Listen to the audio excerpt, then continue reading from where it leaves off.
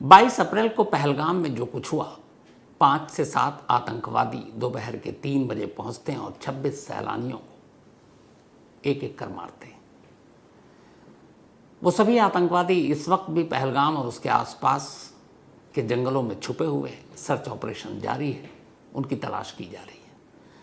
लेकिन सबसे बड़ा सवाल ये है कि इस पूरी साजिश को अंजाम कैसे दिया गया, इस साजिश के पीछे कौन कौन लोग थे, और सबसे बड़ी बात कि जिस टीआरएफ द रेजिस्टेंस फोर्स जिसका जन्म या गठन 2019 में हुआ था, वो है क्या, और क्या सचमुच वही इस हमले के पीछे है, या वो एक शैडो है, एक परछाई है और असली मास्टरमाइंड कोई और है। ये पूरी कहानी और साजिश की पूरी कहानी आपके सामने रखूं उससे पहले एक तस्वीर आपको दिखाता हूं। ये तस्वीर है सैफुल्ला कश्मीरी की। सैफुल्ला कश्मीरी ही वो शख्स है जो इस वक्त टीआरएफ यानी द रेजिस्टेंस फोर्स का मेन बॉस है, कमांडर इन चीफ। ये जो तस्वीर है ये पाकिस्तान की उसके आइडेंटिटी कार्ड से ली गई तस्वीर है। इसके बारे में कहा जाता है कि हाफिज सईद का ये बेहद ख़ास है और लश्कर तैयबा के रैंक के हिसाब से इसकी पोजीशन 3 नंबर पर है। भरोसे का है हाफिज सईद के। अब टीआरएफ असल में है तो लश्कर का ही एक विंग। लश्कर को जब बैन कर दिया गया तो अब पाकिस्तान में जितने भी आतंकवादी संगठन हैं उनकी फंडिंग जो करती है वो वहाँ की खुफिया एजेंसी आईएसआई करती है। तो आईएसआई अब चूंकि लश्कर बैन है तो डायरेक्ट फंडिंग तो कर नहीं सकती, पता चल जाएगा, फिर इंटरनेशनली उसको फजीहत झेलनी पड़ेगी। तो आईएसआई भी एक खेल करती है। वो जब कोई आतंकवादी संगठन पे बैन लगता है एक नया शैडो संगठन या ऑर्गेनाइजेशन खोल देते हैं और वो अब उसको फंडिंग करते हैं। कायदे से फंडिंग हो रही है एलईटी को ही, लेकिन दिखा रहे हैं वो टीआरएफ, और टीआरएफ पे चूंकि अभी दुनिया की नज़र थी नहीं। 22 अप्रैल के बाद अब ज़रूर टीआरएफ पर दुनिया के बाकी संगठनों की नज़र होगी और अब टीआरएफ को भी फंडिंग करना आईएसआई के लिए मुश्किल हो जाएगा। लेकिन क्या सैफुल्ला कश्मीरी ही पहलगाम का विलन है या फिर वो एक मुखौटा है, एक चेहरा है? असली साजिश करता कौन है? तो पहलगाम हमले की पूरी साजिश की कहानी आपके सामने है और इस साजिश में असल में मेनली 6 से 7 लोग शामिल हैं। 7वें के बारे में अभी भ्रम है क्योंकि पाकिस्तानी खुफिया एजेंसी आईएसआई के काम करने का तरीका यही है। आईएसआई दुनिया की उन संगठनों में से, खुफिया संगठनों में से एक है जिसको पाकिस्तान के अंदर इतना पावर मिला हुआ है कि वो किसी को भी अरेस्ट कर सकती है, किसी को भी मार सकती है, किसी को उठा सकती है। जैसे अपने यहाँ खुफिया एजेंसी रॉ है, रॉ के पास ये पावर नहीं है कि वो किसी को अरेस्ट करे इंडिया के अंदर, क्योंकि उसका काम इंडिया के बाहर का है। लेकिन आईएसआई को ये पावर दे रखा है क्योंकि आईएसआई एक पावरफुल पाकिस्तान की बॉडी है। यहाँ तक कि जो पाकिस्तान आर्मी का चीफ होता है वो भी आईएसआई के चीफ को एक दर्जा देता है। तो इस पूरे पहलगाम के हमले की साजिश कैसे रची गई, इसके लिए थोड़ा सा मैं आपको 2018 में ले जाऊंगा। बात 2018 की है। कश्मीर के ही सुंजवान कैंप में एक आतंकवादी हमला हुआ था जिसमें जैश ए मोहम्मद का हाथ था, मौलाना मसूद अजहर के लोगों का। और इस हमले को जो अंजाम दिया था उस वक्त उसके कमांडर का नाम था मियां मुजाहिद। 10 फरवरी 2018 को यह हमला हुआ था। कहते हैं कि इस हमले में जिस तरह से मियां मुजाहिद जो कमांडर जिसका नाम था, ये वही है जैसे अभी सैफुल्ला कश्मीरी का नाम आ रहा है कि टीआरएफ का ये बॉस है और इसी ने पहलगाम में ये हरकत कराई है। सेम उस वक्त मियां मुजाहिद के नाम पर था, लेकिन मियां मुजाहिद एक मोहरा था जैसे सैफुल्ला कश्मीरी एक मोहरा है। असल में उस वक्त इस पूरे हमले के पीछे जिस शख्स का नाम था वो कोई और नहीं बल्कि तब पाकिस्तान में इंडिया डेस्क के इंचार्ज ब्रिगेडियर आमिर हमजा थे। हर देश में इंटरनेशनल एक डेस्क होता है जो उन देशों के ही ऊपर सिर्फ उनका फोकस होता है। तो वैसे ही पाकिस्तान में उनका एक अपना एक डेस्क है जो जॉइंट इंटेलिजेंस ब्यूरो के तहत आता है और इस डेस्क का एक हेड होता है। 2018 में इस डेस्क के हेड हुआ करते थे ब्रिगेडियर आमिर हमजा। ये उन्हीं की तस्वीर है। ब्रिगेडियर आमिर हमजा जब पाक सेना से रिटायर हुए तो इसके बाद 24 जून 2017 को एक हथियारबंद शख्स ने ब्रिगेडियर आमिर हमजा को गोली मार दी और उनकी मौत हो गई। उसके बाद से अब पाकिस्तान में एक रूल बना, रूल क्या रिटन में नहीं है लेकिन ऑफ द रिकॉर्ड, कि पाकिस्तान में इंटरनेशनल डेस्क इंडिया का जो भी हेड होगा उसको ज़्यादा पब्लिकली दिखाया नहीं जाएगा, उसकी तस्वीर सामने नहीं होगी। और इस वक्त जो पाकिस्तान में इंडिया डेस्क को देख रहा है, जॉइंट इंटेलिजेंस ब्यूरो के तहत जो हेड होता है वो ब्रिगेडियर का पोस्ट ज़रूरी है। तो इस वक्त हैं ब्रिगेडियर खालिद शहजाद। पहलगाम के हमले से ब्रिगेडियर खालिद शहजाद को कहीं से भी आप किनारे नहीं कर सकते। इस हमले के तार ब्रिगेडियर खालिद शहजाद से जाकर जुड़ेंगे ही जुड़ेंगे। क्यों जुड़ेगा? उसकी वजह ये है कि पाकिस्तान में जितने भी आतंकवादी संगठन हैं वो अपने बलबूते पे काम नहीं करते, चाहे लश्कर हो, चाहे जैश हो, चाहे कोई और हो, यहाँ तक कि डी कंपनी। इनको घूम फिर कर कुछ पाकिस्तानी सेना और पाकिस्तानी आईएसआई के पास जाना पड़ता है। तो पहलगाम की साजिश कुछ यूँ बुनी गई कि जो इंडिया डेस्क का हेड ब्रिगेडियर खालिद शहजाद, कश्मीर में आर्टिकल 370 हट गया, टूरिस्ट आने लगे, टूरिज्म शुरू हो गया। पाकिस्तान को बेचैनी हुई कि ये कैसे हो रहा है। जम्मू कश्मीर के स्टेट का दर्जा भी छीन लिया गया लेकिन कुछ उलट पलट तो हो नहीं रहा है। तो अब ये हुआ कि कुछ करो कुछ करो, और ये इशारा मिलता है इंटरनेशनल डेस्क जो इंडिया का हेड होता है, वहाँ से ये पहली शुरुआत होती है। लेकिन चूंकि ब्रिगेडियर का पोस्ट ऐसा होता है कि ये फील्ड में नहीं होता, ये ऑफिस में बैठा होता है, तो असली काम होता है मेजर का, जो इंटरनेशनल डेस्क के अंदर काम कर रहे होते हैं। कई मेजर होते हैं जिनका काम ये सिर्फ इंडिया पे फोकस करना। तो ऐसी एक मेजर को इंडिया डेस्क के तहत इस काम पर लगाया गया कि देखो 2019 के बाद कुछ हुआ नहीं है, कुछ करो। अब उसने काम करना शुरू किया, लेकिन वो कैसे करेगा? तो वो वहाँ के आतंकवादी संगठन के साथ बातचीत करता है। इस वक्त पाकिस्तान में सबसे पावरफुल आतंकवादी संगठन वही बैन आतंकवादी संगठन एलईटी यानी कि लश्कर ए तैयबा है, जिसका बॉस है हाफिज सईद। तो अब मेजर हाफिज सईद से मिलता है। कैरेक्टर आप देखिएगा, शुरुआत होती है एक इंटरनेशनल डेस्क के मेजर से। मेजर ने शुरुआत की कि कुछ करना है, कुछ करना है, ऊपर से प्रेशर है। अब वो पहुंचता है हाफिज सईद के पास, क्योंकि वो सबसे पावरफुल शख्स है।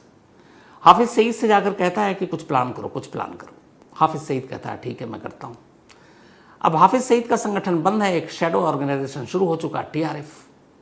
अब हाफिज सईद टीआरएफ का जिसको उसने हेड बनाया, सैफुल्ला कश्मीरी, उससे बात करता है।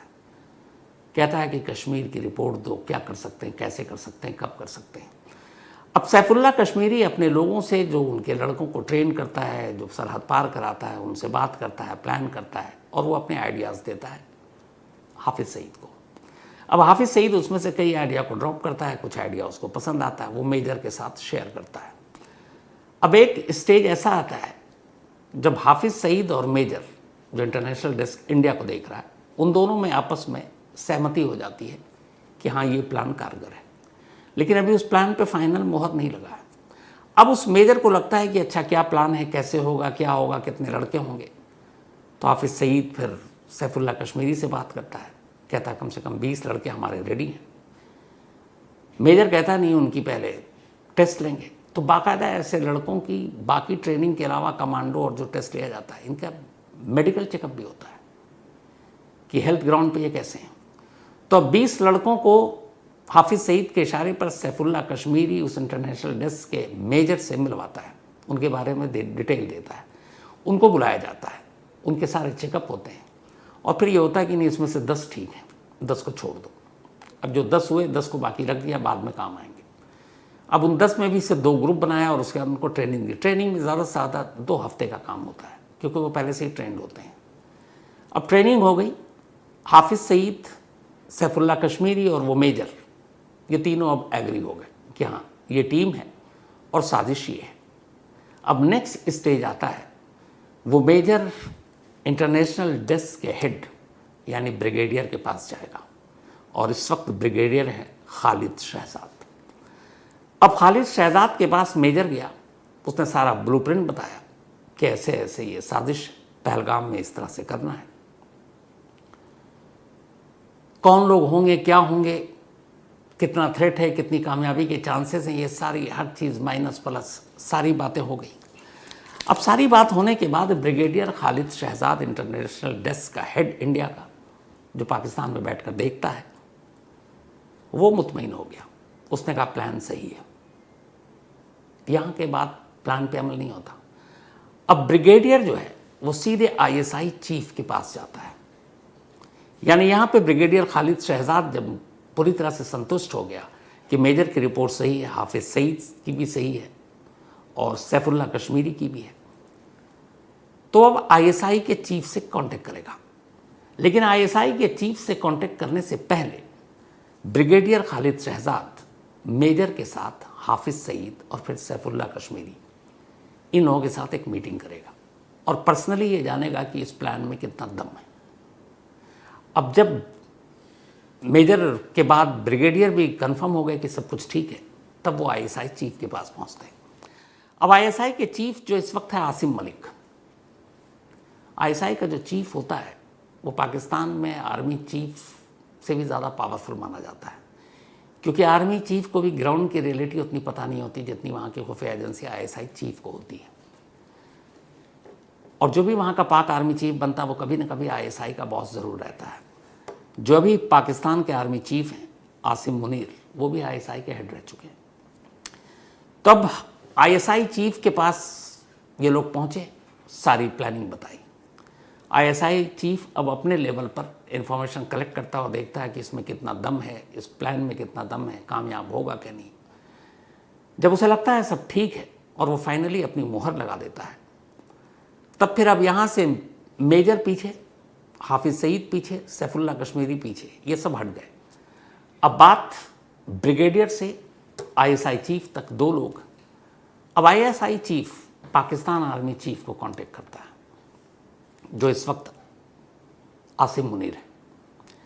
आसिम मुनीर को आईएसआई चीफ ब्रीफ करता है कि ये एक प्लान है कश्मीर में, पहलगाम में, इसको करने का ये तरीका है, ये प्लानिंग है, इतने लड़के हैं, तारीख ये होगी, सरहद इस वक्त पार कराएंगे, और इसमें क्या क्या डूज डोंट सब। और साथ में आईएसआई चीफ को ये भी बताना पड़ता है पाकिस्तानी आर्मी चीफ को कि इस हमले को अंजाम देने के क्या फ़ायदे और क्या नुकसान होंगे।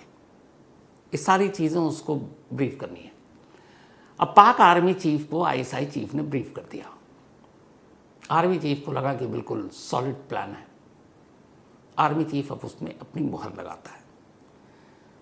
तो अब तक बात मेजर से इंटरनेशनल डेस्क के जो इंडिया देखता है, brigadier international desk 2, Hafiz Saeed 3 character, Saifullah Kashmiri 4 जिसको इस ऑपरेशन को लीड करना है, इसके बाद आईएसआई चीफ 5 हो गया, इसके बाद पाकिस्तानी आर्मी का जनरल चीफ 6 कैरेक्टर हो गए। अब यहाँ एक और चीज़ होती है, दुनिया के किसी भी देश की खुफिया एजेंसी जो भी एक्शन लेती है किसी दूसरे देश में, वो अपनी सरकार को भरोसे में लेती है।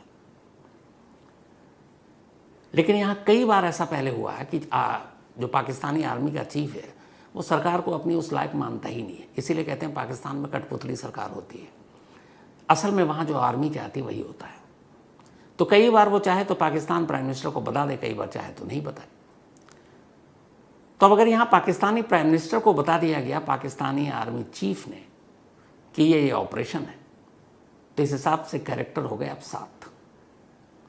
अब हर तरफ से मुहर लग गई। जब मुहर लग गई तो इसके बाद अब ऑपरेशन की बारी आती है कि इन टेररिस्ट को कैसे पहलगाम भेजना है।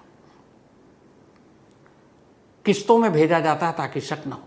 और सबसे बड़ी बात यह होती है कि कोई भी टेररिस्ट जब सरहद पार से आता है तो अपने साथ हथियार लेकर नहीं आता, वो निहत्था होता है, क्योंकि हथियार के साथ पकड़े जाने का रिस्क ज़्यादा होता है।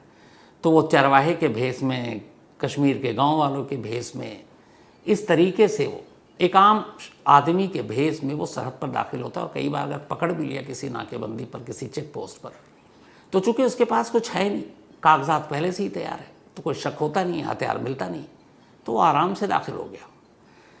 अब हथियार क्यों नहीं भेजा जाता? क्योंकि ऑलरेडी यहाँ पर उनके जो लोकल हेल्पर हैं, जो लोकल हेल्प करते हैं, उन्हें इस ऑपरेशन के साथ पहले से ही शामिल कर दिया जाता है। उनको पता है कि किस जगह ये पहुंचेंगे और कहाँ पे इनको हथियार डिलीवर करना है। अब हथियार भी ऐसे डिलीवर नहीं होती कि अगर सपोज उनको 5 AK-47 या DSL जो भी चाहिए, LGM और बाकी हथियार, तो एक साथ कभी लेके नहीं चलेंगे क्योंकि पकड़े जाने का खतरा है।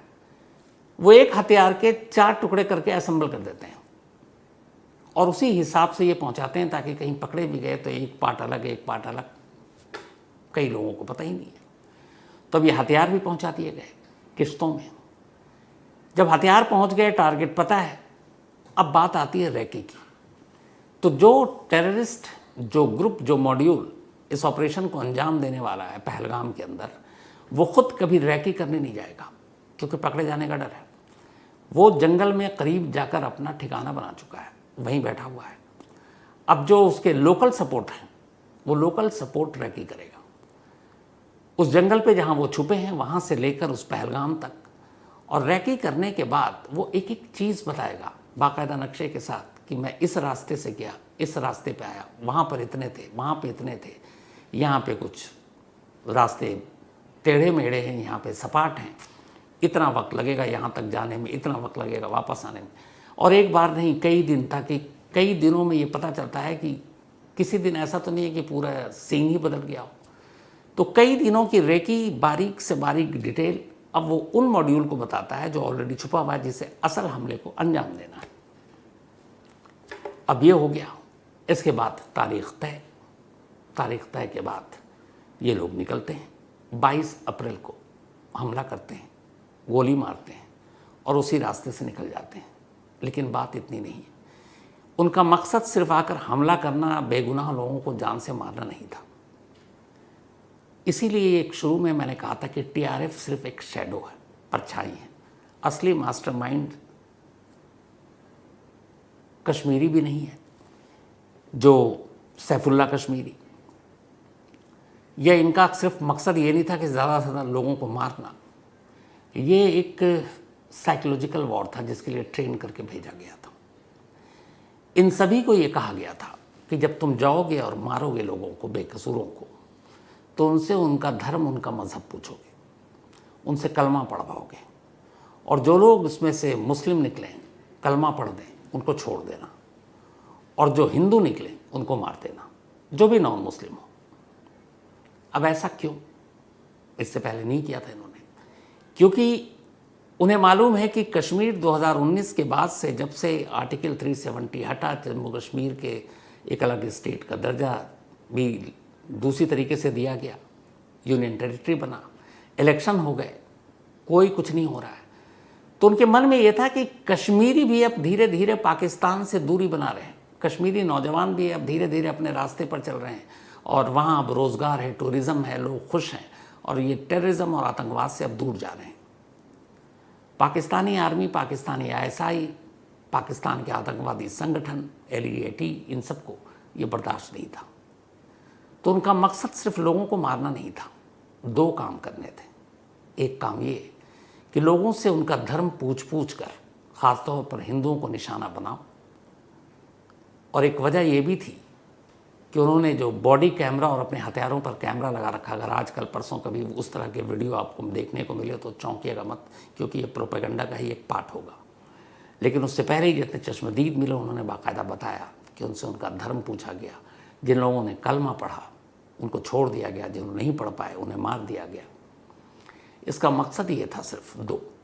एक कि जो कश्मीर अब टेररिज्म से दूर जा रहा है, उस कश्मीरियों के अंदर भी इतनी नफरत भर दो इस हरकत से कि देश के बाकी स्टेट और देश के बाकी लोग कश्मीर और कश्मीरी दोनों से नफरत करना शुरू कर दें। आधा काम हो जाएगा, यही उनका मकसद है। क्योंकि जब इस इंसिडेंट के बाद कश्मीर और कश्मीरियों से आप नफरत करना शुरू करेंगे तो क्या होगा अंजाम ये होगा कि जो हाल के वक्त में कश्मीर ढर्रे पर लौट आया, हाल के वक्त में वहाँ के लोग जिस तरीके से अपने रोज़गार, टूरिज़्म पर फोकस है, जब उन्हें लगेगा कि देश ही उनसे नफरत कर रहा है और वो खुद को कटा हुआ महसूस करेंगे, ऐसे में पाकिस्तान उनके पीठ पर हाथ रखेगा, उन्हें थपथपाएगा, उन्हें प्यार देगा, दुलारेगा, कहेगा आ जाओ मेरे पास, तुम्हारे लिए वहाँ कोई जगह नहीं है, तुमसे लोग वहाँ नफरत करते हैं, हम तुम्हें मोहब्बत देंगे। ये एक साइकोलॉजिकल वॉर था। और इसीलिए ख़ास तौर पर यह हिदायत दी गई हर टेररिस्ट को कि तुम ज़ोर ज़ोर से धर्म पूछ कर मारना, कलमा पढ़वा कर मारना, जो ना पढ़ पाए उसे मारना, पहला। दूसरा, इसी एक इंसिडेंट के साथ वो ये भी मैसेज देना था कि जब आप धर्म और मज़हब पूछ कर और कलमा पढ़वा कर किसी को छोड़ते और किसी को गोली मारोगे तो बात कश्मीर तक नहीं रहेगी, पूरे देश में जाएगा।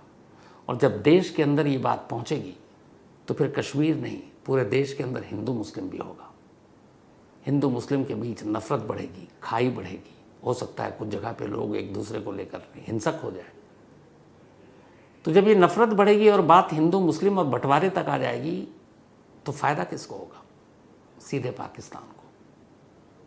क्योंकि पाकिस्तान कभी नहीं चाहता कि इंडिया स्टेबल हो, इंडिया पीसफुल रहे, इंडिया में हिंदू मुस्लिम मिलजुल कर रहे, इंडिया में खुशहाली हो, शांति हो, कभी नहीं चाहेगा।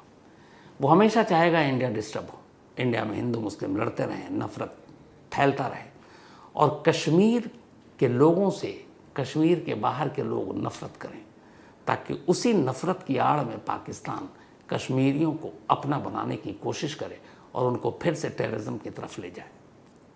ये दो मकसद था इस पहलगाम के हमले का और इस पूरी साजिश के पीछे के। इतना ही नहीं, इस साजिश के कुछ और तार थे जो आप में से कितने लोगों तक पहुंचे पता नहीं, आज मैं बताता हूं और एक पोस्टर भी आपको दिखाऊंगा। ये पोस्टर पाकिस्तान में जगह जगह लगे, कश्मीर में भी इसको लगाने की कोशिश की गई 22 अप्रैल के बाद, लेकिन जिन लोगों को चुना गया था इसे लगाने के लिए, जो अब तक ये काम करता था, उनमें से एक, उनका सबसे बड़ा मोहरा कश्मीर से निकलकर सऊदी अरब पहुंच चुका है और वो वहाँ रहता है। बाकी किसी ने पोस्टर लगाने से साफ इनकार कर दिया। ये पोस्टर भी एक प्रोपेगेंडा था।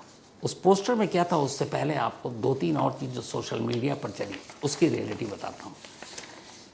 एक प्रोपेगेंडा चला कि इस ऑपरेशन के बाद पहलगाम में सेना के कुछ लोग पहुँचे और वहाँ पर 2 सेना के अफसर फ़ोन पर बातचीत कर रहे हैं। एक अफसर दूसरे अफसर से कहता है कि साहब मैं मौके पर पहुँच गया हूँ, यहाँ से आतंकवादी निकल चुके हैं और वो बीएसएफ कैंप की तरफ जा रहे हैं, हमें यहाँ से कुछ खोखे मिले और उस खोखे पर इंडियन आर्मी के मार्क है। ये प्रोपेगेंडा करके पाकिस्तान आईएसआई और उसकी आर्मी ये बताना चाह रही थी कि ये असल में आतंकवादी हमला नहीं था, ये हमारी अपनी बनाई हुई साजिश थी। लेकिन वो 2 गलती कर गए। ये कॉल भी उन्होंने सोशल मीडिया पे डाला, 2 जय हिंद भी उसमें बोल रहे हैं, सब कुछ बोल रहे हैं, लेकिन 2 गलती कर गए जिससे ये पता चला कि ये फेक कॉल हो सकता है। कैसे? जो हमारे आर्मी के लोग होते हैं या पैरामिलिट्री के फोर्सेस होते हैं, वो कभी मोबाइल पर बात नहीं करते हैं, उनकी अपनी एक सिक्योर फ़ोन लाइन होती है। ये बेसिक है। ये घर और रिश्तेदारों से आप बात नहीं कर रहे हो, तो अगर वो सिक्योर लाइन पे बात करेंगे आप उनके फ़ोन को रिकॉर्ड नहीं कर पाओगे। ये जो फ़ोन इन्होंने चलाया प्रोपेगेंडा के तौर पर, ये मोबाइल था। 2 अफसर बात कर रहे हैं और ये दोनों पाकिस्तान में ही बैठे हुए पाकिस्तानी आर्मी के लोग हैं, लेकिन शो कर रहे हैं कि ये दोनों इंडियन आर्मी के हैं। और वो बात कर रहे हैं कि साहब वो बीएसएफ कैंप की तरफ गए और हमने खोखे उठा लिए हैं और खोखे पे इंडियन आर्मी का मार्क है, तो उधर से कहा जा रहा है इसको फ़ौरन छुपा लो, ये बात बाहर नहीं आनी चाहिए। इससे एक मैसेज देना कि ये सब कुछ प्लांटेड है, ये उनका मकसद था। लेकिन यहाँ जो पहली गलती ये की वो ये कि ये मोबाइल पर, मैंने जैसा आपसे कहा कि कभी भी मिलिट्री या आर्मी के लोग मोबाइल पे मैसेज नहीं देते, उनके पास सिक्योर फ़ोन लाइन होती है जिस तक उनकी पहुँच भी नहीं है पाकिस्तान की। दूसरी गलती उन्होंने ये की कि यहाँ पे खोखे मिले हैं और उस खोखे पर इंडियन आर्मी के ट्रेडमार्क। ये बेवकूफ़ी और सबसे बेसिक गलती थी, शायद अनाड़ीपने में वो कर गए। उसकी वजह यह है कि कभी भी किसी कारतूस के खोखे पर मिलिट्री, पैरामिलिट्री फोर्सेस इनके या इनके बटालियन के नाम नहीं होते। ऑर्डिनेंस फैक्ट्री जिसने उस कारतूस को बनाया है, उस ऑर्डिनेंस फैक्ट्री के नंबर और नाम होते हैं। फॉर एग्ज़ाम्पल, हमारे यहाँ जैसे स्नाइपर जो कारतूस इस्तेमाल करते हैं या AK-47 या LMG में जो गोलियां इस्तेमाल होती हैं, हम उसे रशिया से मंगाते हैं और जो रशिया से कारतूस या ये चीज़ें आती हैं उस पर बाकायदा हम रशिया से मंगाते हैं, तो इसका मतलब ये नहीं कि रशियन आर्मी का मार्क लिखा होता है, उस पर उस रशियन ऑर्डिनेंस फैक्ट्री के मार्क होते हैं। जैसे रशियन कारतूस मंगाते हैं तो अभी AK-47 में जो यूज़ हो रहा है, जो हमारे यहाँ, या स्नाइपर जो यूज़ करते हैं कारतूस, उसके ऊपर लिखा होता है रशिया से मंगाने वाले पर 7.62 mm ऑर्डिनेंस फैक्ट्री का नाम। रशियन आर्मी कभी नहीं होगा, इंडियन आर्मी कभी नहीं होगा। तो इन्होंने दो गलती की, एक प्रचार करने के लिए कि खोखे मिले, और दूसरा इस पर इंडियन आर्मी का ट्रेंड मार्क है। तो ये उनका इसलिए नाकाम हो गया, हालांकि बहुत सारे लोग इसको लेके गलत सोचने लगे, लेकिन ये बेसिक है कि फ़ोन पर कोई बात नहीं करता। तीसरा, उन्होंने एक पोस्टर जारी करनी पाकिस्तान में लगाए, कश्मीर में लगाना चाहते थे, कश्मीर में लगा नहीं पाए। उसमें भी पूरा यही था कि ये सारा प्लांटेड है, जबकि ये पोस्टर का सच उन्हें पहले ही पता चल चुका था, और इसीलिए ये पोस्टर कहीं लग नहीं पाया। खुद कश्मीरियों में से किसी ने लगाने की हिम्मत नहीं की।